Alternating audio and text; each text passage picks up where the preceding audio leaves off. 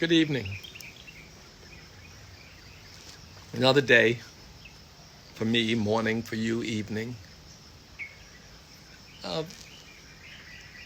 People today were very sad, called me today sad.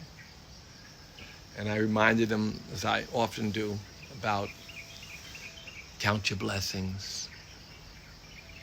How many friends have you lost? You're lucky to be here. Do good for those who are alive. Support those who are suffering. Give it away, what you're looking for. Make people happy. Make people comfortable. Remind people, as I'm reminding you, count your blessings. I wake up in the morning and I sometimes, Groundhog Day. Same thing. People say, oh shit, if I live where you live, I wouldn't happen to, No, it's Groundhog Day. People don't know it's relative. They say, oh, it's easy for you to say, Uncle Rush, you're in Bali. Yeah, but Groundhog Day, like I'm practicing alone. I like to practice with people. But practicing alone, in the end, that's really what we're doing. And the more alone time we get, the more we can kind of study the self. So, using the time to do more meditation, to do more self-reflection, and also to build programs and support systems for those who are in more difficult situations than me. I'm not in a difficult situation. Some people living in luxury think they are. Some people living in poverty, or what we call poverty, are rich, happy, and comfortable in their seat. It's really up to you. If I hold your breath, and I give you one breath, what a blessing. Hold your breath, suffering, let go. So, it's like, what do we think we need? Mind starts racing, you need more and more shit. No end to neediness unless we go inside. There's no way out of the neediness unless we go inside. So I say that, they're like, oh, yeah, right, but I need a plane. It's the great equalizer, the great spiritual teacher told me, this virus, because everybody's afraid. And then in the physical world, it's a great proof how unequal we are. Because not only, but 6 times more likely to die are people of color. So what do we do while we're here? We try to relieve people from the suffering of the physical world. Yesterday we had a program in the hood, in Harlem, the senior housing development, for senior citizens rather. So the projects, but for senior citizens. 95% of the people there are senior citizens, and they live in this projects. And I often describe those housing projects as petri dishes for the suffering.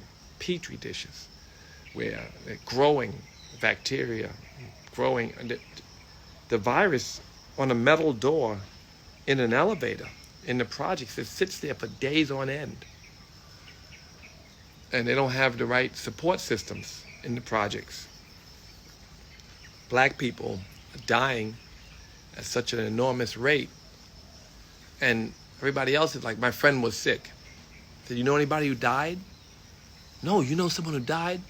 And when I let out maybe 10 people, they're like, wow. Never mind I know the celebrities. I met them all. I met all the celebrities who died. Yeah, there's 4 or 5, right? I know them. I don't know them. I know Stanley from the Syrian Jewish community. And I found out when I called my friend, who's a Syrian Jew, that 17 Syrians, Brooklyn, Ocean Parkway, they were the manufacturers of the various different licenses for Fat Farm. So I really got to love that community. Stanley died. Haim is in the hospital. And one more person, another of the community members is in the hospital. He said he's going to come out for sure, that he's almost out. But then that happened to Brother Muhammad from the Nation of Islam, Mosque number 7. he was better. I was on a live and I talked about the fact that he was hospitalized, and he texted on my live, I'm getting better. I'm on the mend.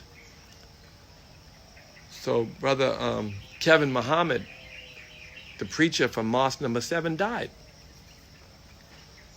Rufus, who I've known since we were kids, he died. People are dying. The world is in perfect order. We're supposed to accept it as its perfection and these things. We know these things, but we still suffer with them until such time we're enlightened and we are part of the collective. We suffer with other people's suffering. And our job is to get their suffering off the plate, get them out of the suffering, and then we relieve our own suffering. Stop complaining, the messaging. Be happy where we are, what we have, and what our plans are for the future. Be optimistic. Be creative in this moment. And meditate. Be self-reflective. See how you can be a better servant of God. And the more you practice, of course, the more you can do. So practice being a good servant. Things come that knock you down. Until you're enlightened, they feel, they hurt, you're sensitive. But just be strong anyway. It's easy to say, just be strong anyway. They said you what? No, okay, it's all right. Be strong anyway. They told a story that you don't remember the same way as they told it. They said something that was unrecognizable to you when it regards to the truth. Unrecognizable, like, huh? And then you stuck with it. And let it go. Leave it all to God. And do the work as you can. And those things you can't change, accept them. If we can do this, then we could be happy for a lifetime. I mean, really, throughout all the struggle in life, we can be happy. I know that's it's a tall order, but we can be happy more often if we do these things. Maybe not forever, but more often. And then the yogi says when a perfect pose arises, enlightenment sets in. Heaven on earth, or Christ consciousness, or nirvana, or whatever you call it, whatever your religion told you, taqwa, whatever it is that means union with God, it can set in and can be stuck in your consciousness. You can be awake. And in the short term, the promises they told you, that they gave you, the promises, if you do this, you'll get that. Use them. Have faith in them. If you have total faith in them, you would never suffer, but just enough faith to do the work. Non-harming, non-lying, non-stealing, control of energy, including sexual and non-greed. Try to do those things. But mainly non-harming, everything would disappear. If you did not cause harm to yourself or any animal or anybody, and you practiced it with all your energy, then the rest would go away. But those 5 yamas, practice them religiously. Practice the niyamas. So it's the yamas, ahimsa, satya, asteya, brahmacharya, parigraha. Those things are critical. Non-harming, non-lying, non-stealing, control of energy, and non-greed. Try to practice them. They're just good social laws. And then cleanliness and tosha, tapas, hard work, dedication, and focus. Swadhyaya, studying of self through scripture. And giving all your efforts to God. I left out saucha, cleanliness. But all of them, practice. And then we're going to practice after this the asana, when we smile in difficult poses, which is the 3rd of the 8 limbs of yoga. We're going to practice until we get it right. When one pose becomes enlightening. And because the breath is perfect in and out, and because all the pose is in perfect order, then our mind is on God, and we, boom, this enlightenment thing happens. So, of the 8 limbs, we're going to practice the 3rd, which is the asana practice. I'm telling you this because people think yoga is just some physical practice. If it was all it was, then I wouldn't do it every day. This is a moving prayer, right? It feels good. It sets you up to sit, as we're doing now, sitting. Let me see if anybody joins us before we give into the class.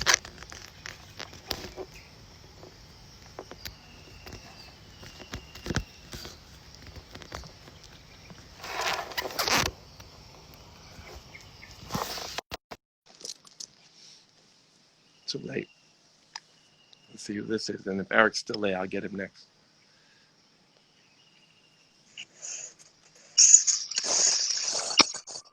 Hello? Hi. Oh my God. Hi, Russell Simmons. Hi, darling. How are you? Oh my God. I don't even look right. I can't get on here, but I love you so much, and I love your pearls of wisdom you're giving us. Well, they're not new. You know, I share things like I'm crazy, like it's new. But, you know, the Yeah. practice is to remember God. Like we Yes. forget all the time. So we got to keep remembering. And so I Yes. repeat some of the same things. There's only a little bit of truth. There's only a little bit. Yeah. And Yeah. it's written in different scriptures and taught by different teachers, but it's the same. So I'm repeating it too, just like all the prophets repeated it and the preachers and all your best friends tell you, girl, don't do that. Right? Same shit. So I like to repeat the thing. But, you know, I know you're so strong, but you're vegan, aren't I'm losing it. I you? I lost was you saying, there. I know your immune system is strong because you're a vegan, aren't you? Yeah, no, I just wrote a book. I'm not quite finished. So I'm writing a book called Eat to Live. Even though I Okay. wrote my life story, I was going to put that out, you know, and I'd written it and it called Confessions of a Hip Hop Yogi. You know, and going to talk a Uh-huh. little bit about all the mess. One chapter of it was talking about the mess I've been through for the last 2 years. And I was going to, Yeah. it's a life story and it had that in it. But then this became so important to me, the suffering of our people. And I've been talking about, Yeah. the last book I wrote was The Happy Vegan. So I wrote this book about what we can do to offset all the pre-existing conditions we have that Yeah. cause us to be vulnerable to the coronavirus. So our Yeah. book is called Eat to Live, a Post-Pandemic Lifestyle. And, you know, Okay. so I'm doing that. Yeah, I'm vegan. I believe that if you don't eat animal product, you're 10 times stronger for it. I Right. know scientists tell you it's true.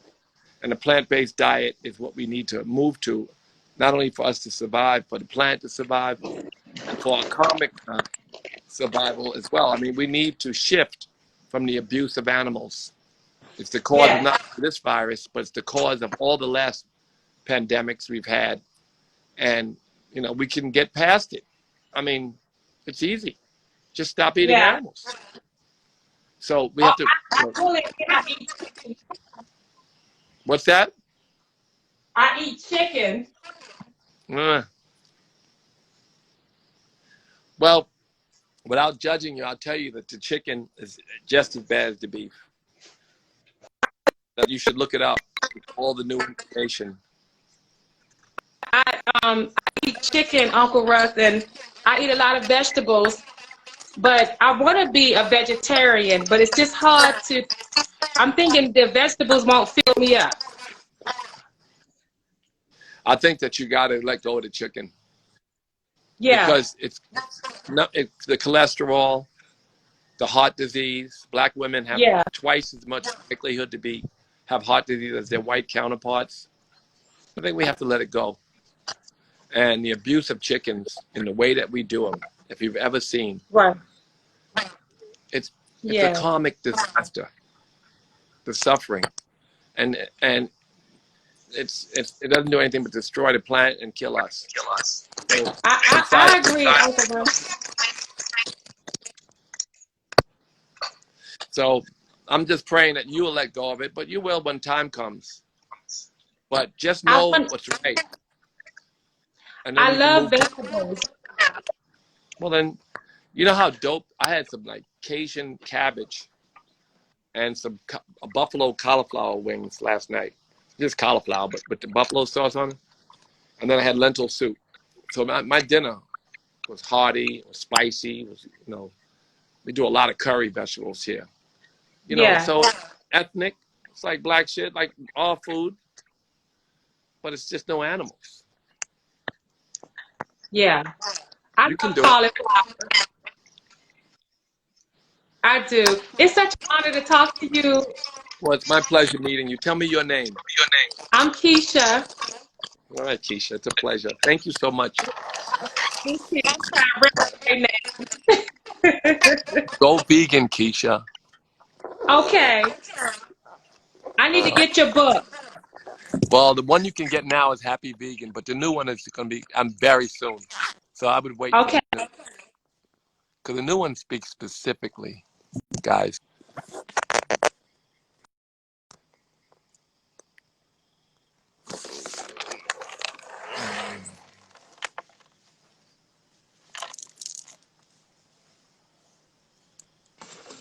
What's going What's up?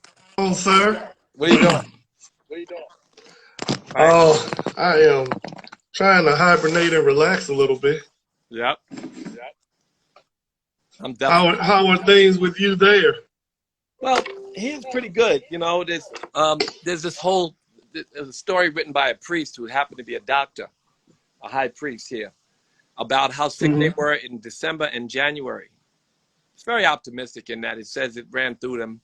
They thought it was dengue, but it was a little worse, and they gave all the symptoms, and a few people died, but mostly not.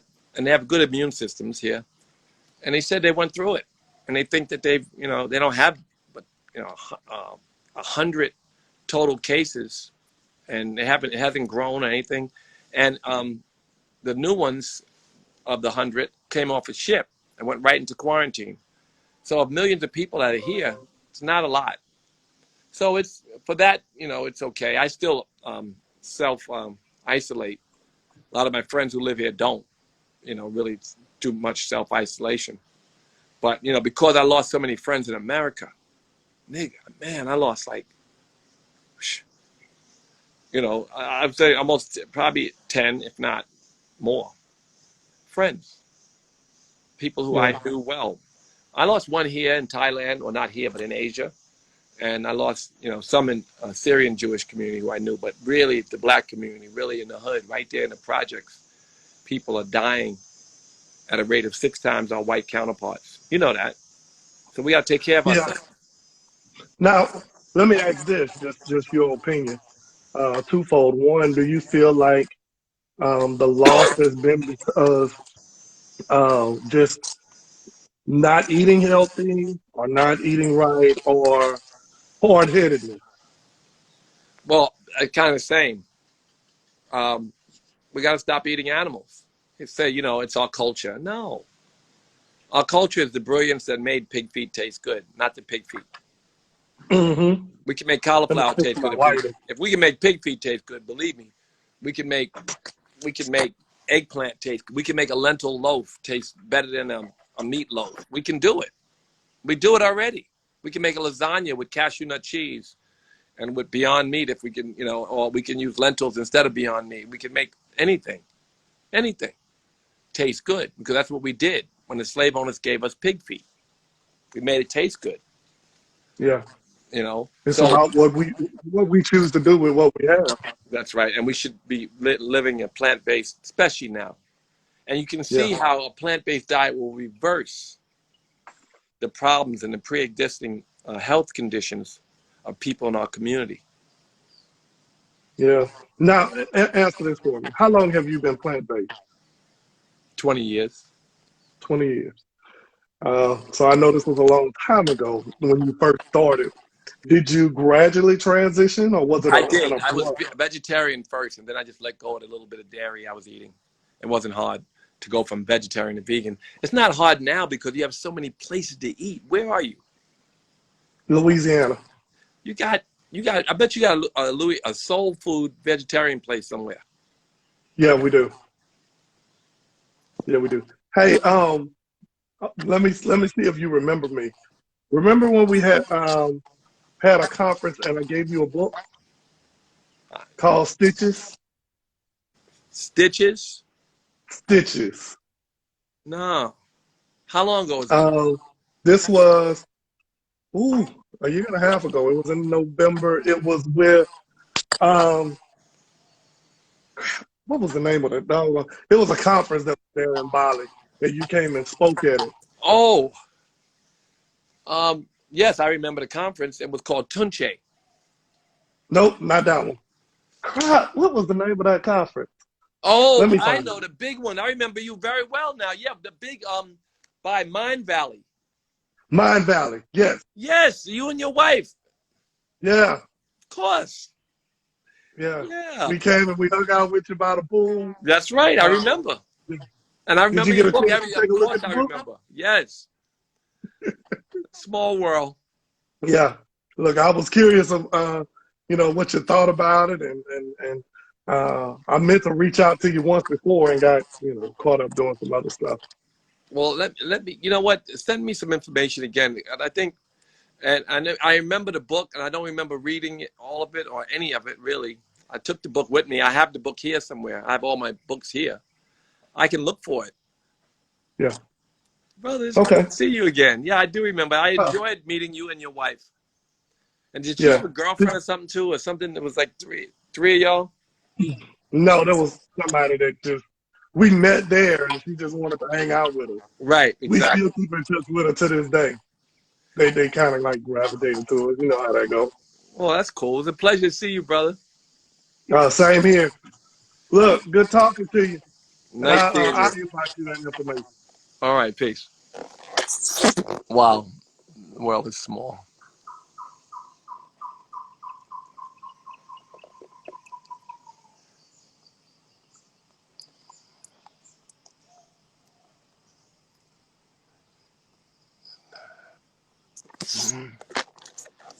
Okay, I'm gonna get ready to do the practice. Lazy. Sometimes you just push the practice off, but you got to do it. Hello. Hello. Oh my God, what a beautiful baby. Thank you.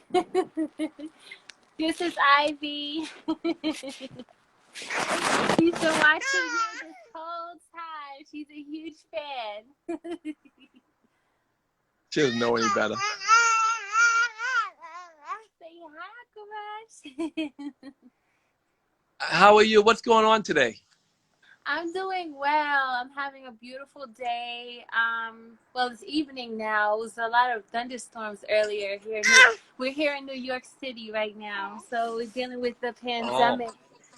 So watching your live is very, very relaxing with the anxiety and with trying to center.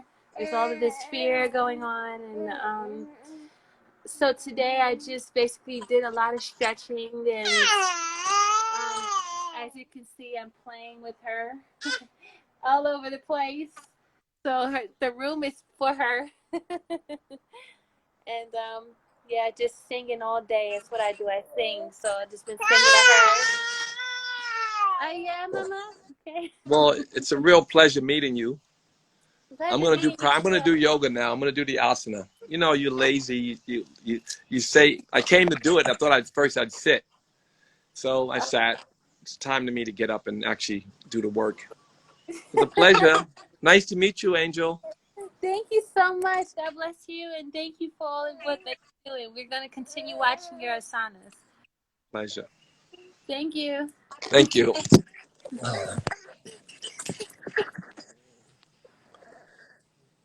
Well,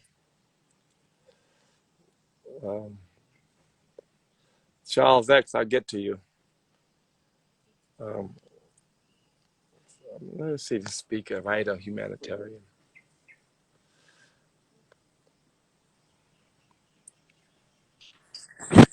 Hi, Hello. How are you? I'm doing well. I'm so glad that you accepted this because I needed to tell you thank you. The last time I spoke to you was in 2014 at a museum in New York. It was you had your book release, and before you had your book release, there was myself and about 40 to 50 people, and we took our first lesson in meditation from you. So you took time to talk to me a little bit afterward. And I said, brother, you asked me about the work that I'm doing. And I said that I was working with kids that are victims of trauma because I grew up in foster care. And I said to you, I said, I would really like to implement meditation in schools. I'd really like to implement meditation with these kids with these kids that are victims of trauma. And you said, well, then do it. And I said, I mean, it's just like that. And you said yes. So I started in 2017, brother, implementing meditation and yoga in the schools with the students that I'm working with. And this is not to go down my resume, but this is to tell you I listen to you. So I do it in the United States and I do it in my mom's country in Ghana. I don't expect you to remember me. Maybe our souls do, but I I thank will you. going forward. Yes, I thank you. I love you and I honor you for that. And I appreciate you. Thank you so much. That's very sweet. It makes me feel like, working a little harder. Thank you so much. You're so welcome, King. God bless you. Bye. This is why, something like that really is inspiring. Okay, maybe I should, for a few minutes, we're going to sit. Let me set the alarm just for a few minutes before we get started. Let me see. Anything but do the workout. No, I'm going to close out. Listen, those of you who are listening now, watching now, come back 1 second. We need the full hour. We're going to do the asana or the physical yoga practice, and we'll be going up in just a minute. Thank you.